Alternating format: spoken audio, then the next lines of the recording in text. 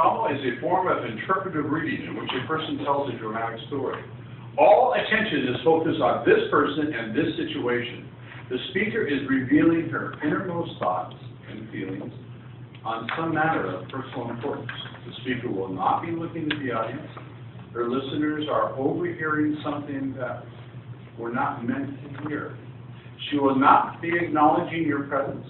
Please help me welcome Arlinda Smith, Alfred Lord Tennyson's Ulysses. Alfred Lord Tennyson's Ulysses, Arlinda Smith.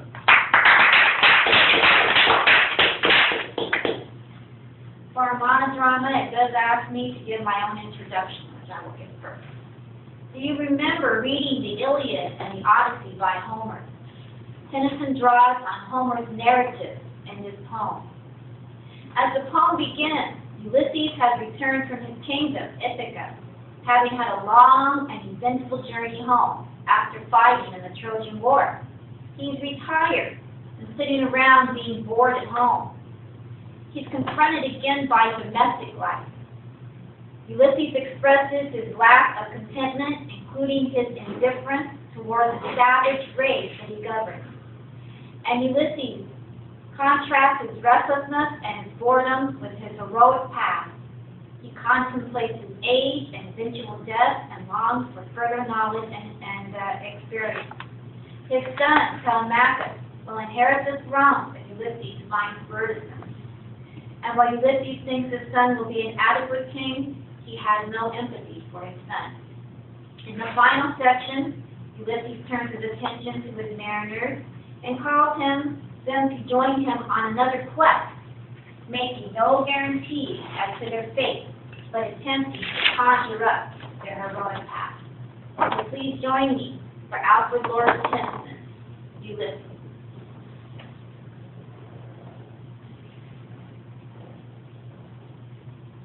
It profits, said an idle king, by this still hurt, among the barren crags, matched with an aged wife, I meet and dole unequal laws into a savage race, the hoard and sleep and feed, but know me not. I cannot rest from travel. I will drink life to the lees. All times I have enjoyed greatly, have suffered greatly, both with those that love me and alone on shore, and through scudding drift the rainy Hades, vex the dim sea. I am become a name, for always roaming with a hungry heart.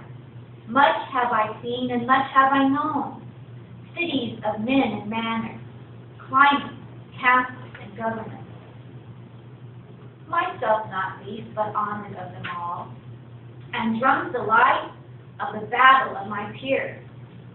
Far on the plains of windy Troy, I am part of all that I have met. Yet all experience in an arch where through gleams that unraveled world whose margins fade forever and forever when I move. How dull it is to pause, to make an end, to rest, unburnished, not to shine in youth, as though to breathe were life. Life piled on life were all too little, and of one to me. Little remains, but every hour is saved. From that eternal silence, something more, a bringer of new things, and vile as were, for some 3 suns to soar and hoard myself. And this brave spirit, yearning and desire, to follow knowledge like a sinking star, beyond the utmost bounds of human sight. This my son, mine own Telemachus, to whom I leave the scepter and this isle, well loved of me, discerning to fulfill this labor by slow prudence to make mild a rugged people through soft degrees, to subdue them to the useful and good. Most blameless is he, centered in the spirit of common duty, decent not to fail, in offices of tenderness and pay, meet adoration to my household God. When I am gone, his work, I mind. But there lies the port, and the vessels puffed by her sails. There the gloom and the broad sea. My mariners, souls that have toiled and wrought and thought with me, that ever were a frolic welcome took, the thunder and the sunshine and the pose, free hearts, free foreheads. You and I are old. Old age hath his honor and his toil, and death closes all.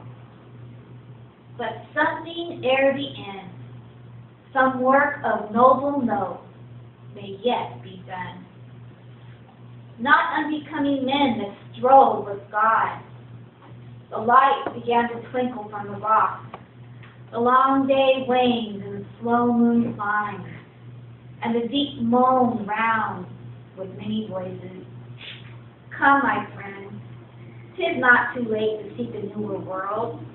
Push off, and setting well in order's might, the sounding furrows, for my purpose hold to sail beyond the sunset and the baths of all the western states until I die. It may be the gulf that wash us down. It may be that we touch the happy isles and see the great Achilles, whom we knew. Though much is taken, much abides, and though we are not now that strength which in old days moved earth and heaven, that which we are, one equal temper of heroic hearts, made weak by time and fate, but strong in will, to strive, to seek, to find, and not to yield.